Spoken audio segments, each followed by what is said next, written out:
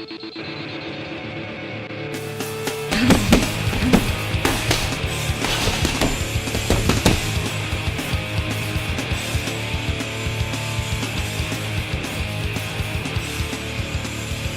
far as the fight with Nogueira, I see it being a war.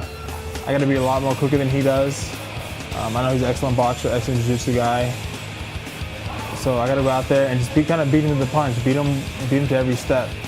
Be quicker than him, be elusive. Just be smart in every areas that I pretty much encounter him in. Man, I'm about to spar with the scariest Mexican I've ever seen.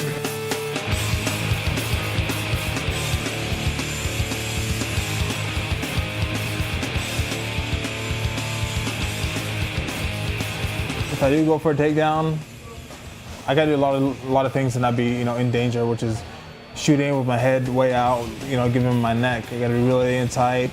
All my shots and takedowns gotta be real crisp. They can't be just half-ass shots. They gotta be really crisp. I gotta set them up right, set them up with my hands right, and just be in really good positions every time if I do go for a shot.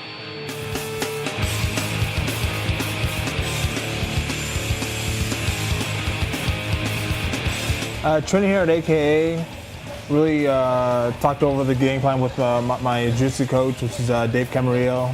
And we just went over the game plan, watched film on him, went over the game plan, knowing what to do, what not to do. Seeing when he's really good, which is on his back, his sweeps and everything, seeing how he does the sweeps. But also being in bad, when we do wrestle or jiu-jitsu, get in bad positions, let people get me in bad positions and then get out of them. Just so I can really be comfortable in there if I do get in there. With all the newfound fame, I guess, it hasn't really affected me much. I think my family keeps me level-headed. I think knowing what I have to do to constantly stay better keeps me level-headed, which is come to the gym, work my ass off and get better. If that doesn't happen, if I don't involve with the sport, then it's pretty much, I'm gonna get left behind.